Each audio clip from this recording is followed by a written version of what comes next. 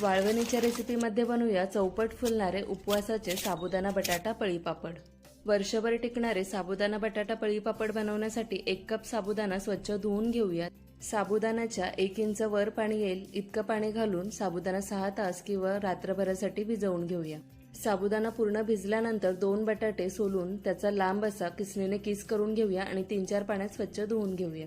जाड बुडाच्या कढईमध्ये ज्या कपने साबुदाणा घेतलेला त्याच कपने 5 कप पाणी आणि चवीनुसार मीठ घालून पाण्याला उकळी येऊ देऊया। पाण्याला उकळी आल्यानंतर भिजवलेला साबुदाणा घालून मध्यम आचेवर 15 मिनिटसाठी साबुदाणा सतत हलवून शिजवून घेऊया।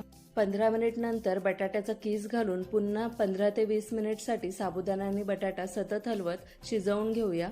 मिश्रण चांगलं घट्ट झाल्यानंतर शेवटला 4 ते 5 मिरच्यांचा ठेचा घालूया आणि मिक्स करून घेऊया।